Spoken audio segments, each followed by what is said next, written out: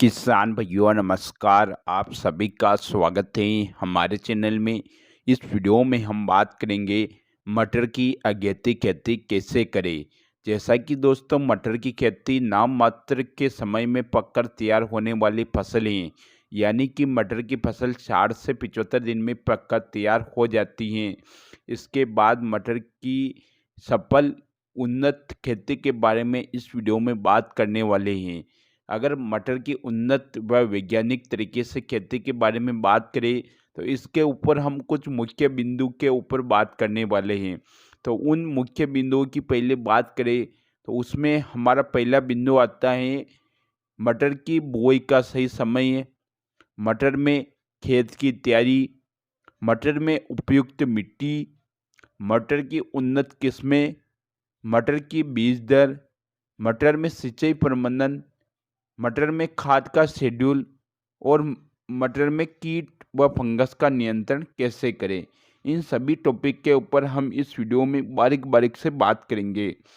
तो दोस्तों आप हमारा वीडियो शुरू से लेकर अंत तक जरूर देखें। वीडियो अच्छा लगे तो वीडियो को लाइक और अधिक से अधिक किसान साथियों के साथ शेयर भी जरूर करें, ताकि आप हमारा वीडियो देखें, किसानों को बताएं और उनको सही फायदा देखने को मिले। दोस्तों अगर हम पहले बिंदु की बात करें तो हमारा पहला बिंदु आता है मटर की बुआई का सही समय। दोस्तों मटर की फसल 60 से 75 दिन में बड़ी आसानी से पककर तैयार हो जाती हैं। तो इसके लिए आपको मटर की बुआई का सही समय 15 सितंबर से लेकर 15 अक्टूबर के मध्य होता है।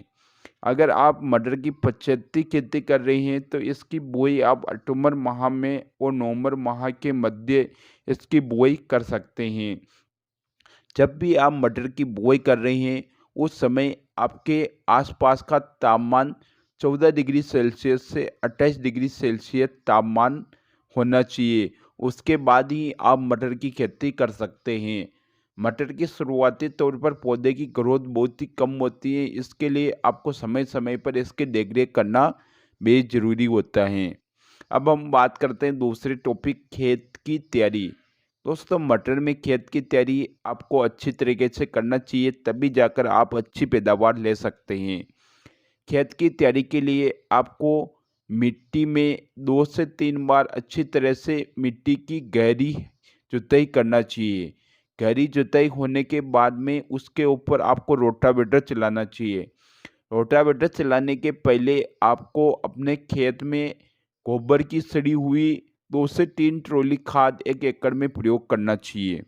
दोस्तों इसमें जो सूक्ष्म पोषक तत्व होते हैं वह सड़ी हुई खाद में, और जो वर्मी कंपोस्ट होता है वह पौधे को डायरेक्ट इससे मिल जाता है। उसके बाद में आप रोटावेटर चलाकर इसको सिंपल कर लेवे। इसके अलावा अगर हम रासायनिक खाद की बात करें तो आपको रोटावेटर के पहले एसएसपी यानी सिंगल सुपर फॉस्फेट 50 से 70 किलो, डीएपी खाद 25 से 30 किलो, पोटास 35 किलो प्रति एकड़, इन सभी खादों को बड़ी आसानी से एक साथ मिक्स करके आप क्यारे बनाने के बाद इसको आप डाल सकते हैं। डालने के बाद आप इसमें फिर पानी लगा सकते हैं। अगर हम अब तीसरे बिंदु की बात करें, उपयुक्त मिट्टी। दोस्तों मटर की बुआई आप सभी प्रकार की मिट्टी में कर सकते हैं, लेकिन इसकी अच्छी पैदावार के लिए आप मटर की बुआई काली मिट्टी, चिकनी मिट्टी, दोमट मिट्टी व पीली और रेतीली मिट्टी में भी आप मटर की बुआई करके आप अधिक से अधिक पैदावार ले सकते हैं। दोस्तों चौथी आती है उन्नत किस्में।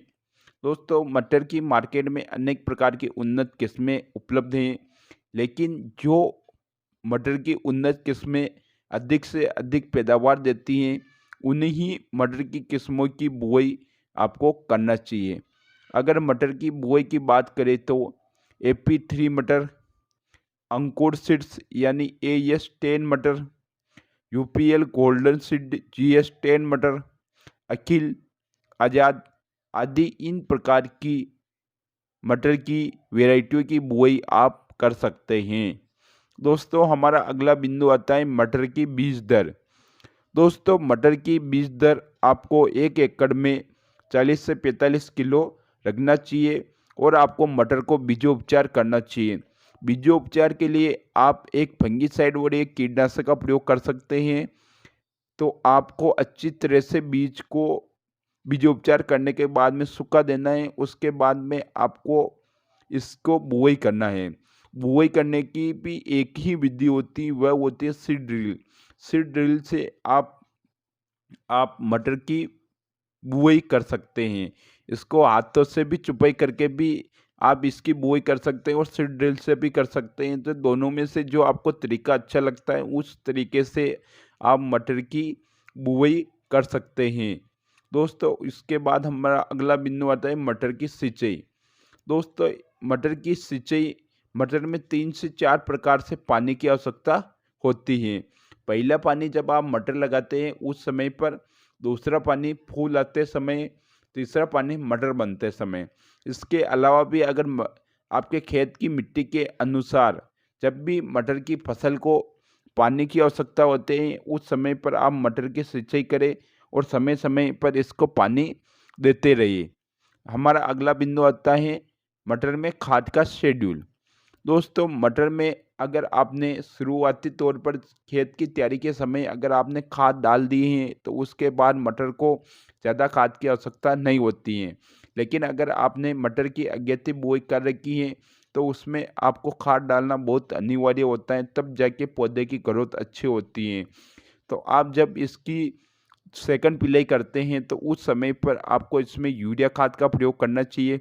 यूरिया खाद के अलावा आप पौधे की अच्छी ग्रोथ के लिए, जड़ों के अच्छे विकास के लिए आप इसमें पीआई कंपनी का बायोवीटा दानेदार खाद, इसके अलावा सूक्ष्म पोषक तत्व युक्त खाद, इसके अलावा छोटा बड़ा पोटास का प्रयोग आप अपनी मटर की फसल में कर सकते हैं। हमारा अगला बिंदु आता है कीट व फंगस नियंत्रण। मटर की फसल में अनेक प्रकार के रस शोषक कीट, एफिड, जेसिड, सेमिलोपर इल्ली, इसके अलावा लेट ब्लाइट, अर्ली ब्लाइट एवं फंगस का बहुत ही ज़्यादा प्रकोप देखने को मिलता है। तो इसके नियंत्रण के लिए आप मटर की फसल में समय समय पर स्प्रे करें।